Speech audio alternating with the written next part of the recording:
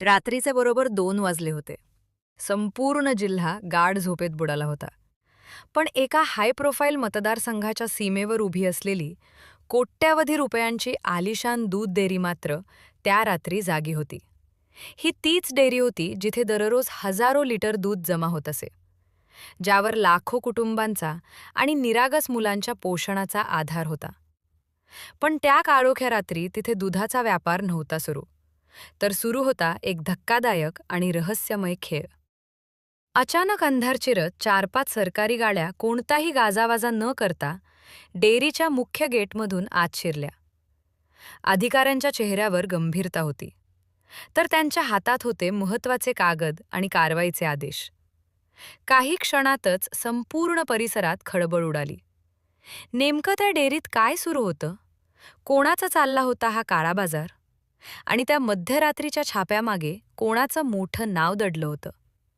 या धक्कादायक प्रकरणाचा संपूर्ण खुलासा पाहूयात आजच्या व्हिडिओमध्ये.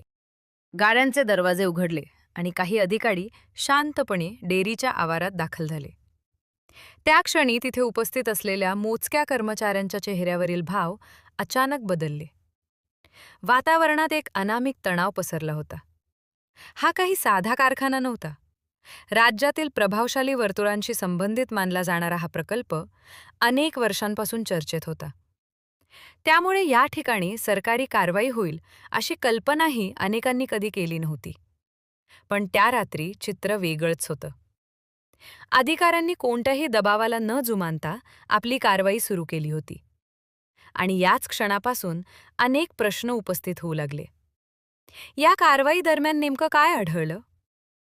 तपास यंत्रणांच्या हाती असे कोणते धागेदोरे लागले ज्यामुळे खळबळ उडाली? या प्रकरणामागे नेमकी कोणती व्यक्ती किंवा कोणता राजकीय संदर्भ जोडला जात आहे? आणि या संपूर्ण प्रकरणाचं सत्य काय आहे? आजच्या व्हिडिओमध्ये आपण या सर्व प्रश्नांची उत्तरं टप्प्याटप्प्याने जाणून घेणार आहोत. त्यामुळे हा व्हिडिओ शेवटपर्यंत नक्की पहा. त्या रात्री अन्न व औषध प्रशासन अर्थात FDA चे विशेष पथक डेअरीच्या मुख्य प्रवेशद्वारावर पोहोचले. सुरुवातीला सुरक्षा कर्मचाऱ्यांनी चौकशी केली, मात्र अधिकाऱ्यांकडे आवश्यक कागदपत्र आणि अधिकृत आदेश असल्याने तपास प्रक्रिया पुढे सुरू झाली. हा मंत्र्यांशी संबंधित कारखाना आहे. परवानगीशिवाय आत प्रवेश करता येणार नाही, अशी कडक सूचना सुरक्षा कर्मचाऱ्यांकडून देण्यात आली. मात्र याच गोष्टीने अधिकाऱ्यांचा संशय अधिक गडद झाला. कारण जर येथे केवळ नियमित दूध संकलन आणि प्रक्रिया सुरू असेल, तर मध्यरात्री एवढी गोपनीयता आणि कडक सुरक्षा नेमकी कशासाठी? अधिकाऱ्यांनी आवश्यक कागदपत्रांची पूर्तता करत तपास प्रक्रिया पुढे सुरू केली. काही क्षणातच पथक कारखान्याच्या मुख्य प्रोसेसिंग युनिटपर्यंत पोहोचले. आत प्रवेश करताच वातावरण काहीसं वेगळंच जाणवत होतं. मशीन सुरू होत्या, उत्पादन प्रक्रिया सुरू असल्याचं दिसत होतं. मात्र काही टँकरमधून येणाऱ्या असामान्य वासाने अधिकाऱ्यांचं लक्ष वेधून घेतले. प्राथमिक निरीक्षणात काहीतरी संशयास्पद असल्याची शक्यता अधिकाऱ्यांना वाटू लागली. चौकशी दरम्यान काही कर्मचारी अस्वस्थ दिसत होते, तर काही प्रश्नांची स्पष्ट उत्तरं देण्यास टाळाटाळ करत होते. यानंतर लॅब पथकाने तात्काळ दुधाचे नमुने गोळा करून तपासणी प्रक्रिया सुरू केली. आणि याच ठिकाणाहून या प्रकरणातील सर्वात महत्त्वाचे धागेदोरे समोर येऊ लागले. सुरुवातीला अनेकांना वाटत होतं की हा प्रकार केवळ दुधात पाणी मिसळण्यापुरता मर्यादित असेल. पण तपास जसजसा पुढे सरकत गेला, तसतशी समोर येणारी माहिती अधिक धक्कादायक असल्याच्या चर्चा सुरू झाल्या. पण खरी खळबळ तेव्हा उडाली जेव्हा अधिकाऱ्यांनी उत्पादन विभागासोबतच मागील गोदामाची तपासणी सुरू केली. समोर आलेलं दृश्य पाहून तपास पथकही काही क्षणांसाठी थबकलं. कारण तिथे दुधाशी संबंधित साहित्यापेक्षा वनस्पती तेलाचे मोठ्या प्रमाणात साठवलेले बॅरल्स दिसून आले. हा तपासातील आणखी एक महत्त्वाचा मुद्दा ठरत होता. इतक्या मोठ्या प्रमाणात साठवलेलं हे तेल नेमकं कशासाठी वापरलं जात होतं? हा प्रश्न अधिकाऱ्यांसमोर उभा राहिला. प्राथमिक तपासात काही पदार्थांचा वापर दुधाच्या गुणवत्तेवर परिणाम करण्यासाठी होत असल्याचा संशय व्यक्त केला जाऊ लागला. मात्र याबाबत अंतिम निष्कर्ष प्रयोगशाळेच्या अहवालानंतरच स्पष्ट होणार होता. दरम्यान तपास सुरू असतानाच अधिकाऱ्यांचे लक्ष प्लांटच्या आतील भागातील एका बंद खोलीकडे गेले. या भागात सर्वसामान्य कर्मचाऱ्यांना प्रवेश नसल्याची माहिती समोर आली. अधिकृत प्रक्रियेनंतर त्या खोलीची तपासणी करण्यात आली. आत प्रवेश करताच अधिकाऱ्यांना विविध उपकरणे आणि काही रासायनिक पदार्थ आढळल्याची चर्चा सुरू झाली. या पदार्थांचा नेमका उपयोग काय होता? त्यांचा दूध प्रक्रियेशी काही संबंध होता का?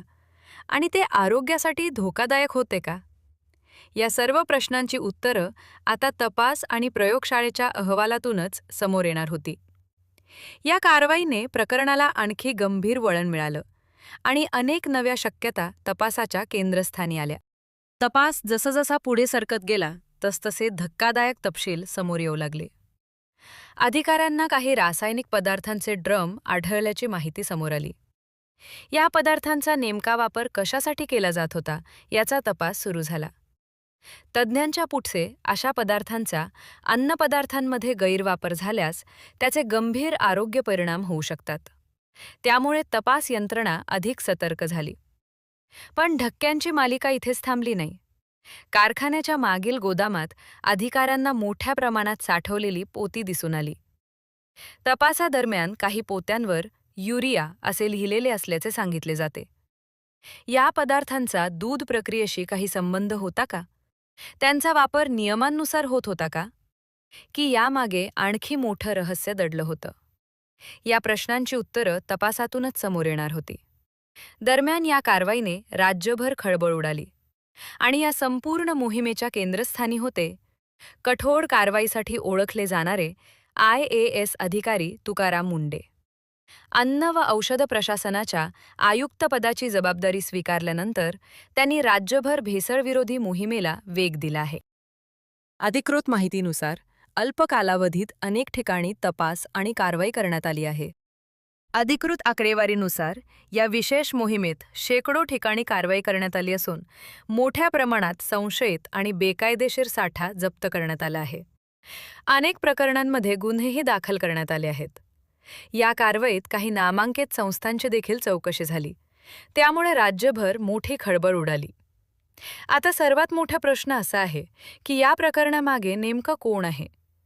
कोणत्या भागाशी आणि कोणत्या प्रभावशाली व्यक्तींशी या तपासाचे धागेदोरे जोडले जात आहेत? पश्चिम महाराष्ट्र आणि उत्तर महाराष्ट्राच्या सीमेवरील काही भाग सध्या चर्चेच्या केंद्रस्थानी आहेत. मात्र तपास अद्याप सुरू असल्याने अधिकृतरित्या कोणाचेही नाव जाहीर करण्यात आलेले नाही. सूत्रांच्या माहितीनुसार अंतिम अहवाल वरिष्ठ स्तरावर सादर होण्याची शक्यता व्यक्त केली जात आहे.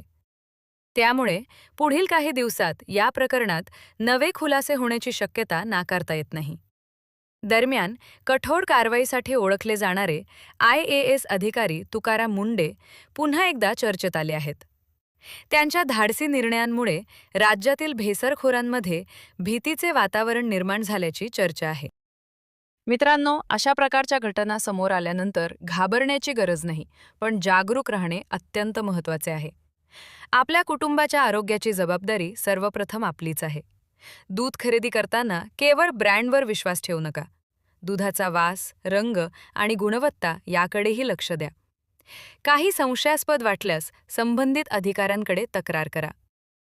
आता मला तुमचे मत जाणून घ्यायचे आहे. तुमच्या भागात कोणत्या ब्रँडचे दूध सर्वाधिक वापरले जाते? तुम्हाला कधी दुधाबाबत काही संशयास्पद अनुभव आला आहे का? तुमचा अनुभव कमेंटमध्ये नक्की लिहा. तुमची एक कमेंट इतर अनेक लोकांना सावध करू शकते. हा व्हिडिओ आपले मित्रपरिवारासोबत शेअर करा, जेणेकरून अधिकाधिक लोक जागरूक होतील. अशाच महत्त्वाच्या आणि माहितीपूर्ण व्हिडिओसाठी चॅनलला सबस्क्राईब करा, व्हिडिओला लाईक करा आणि बेल आयकॉन दाबायला विसरू नका. धन्यवाद.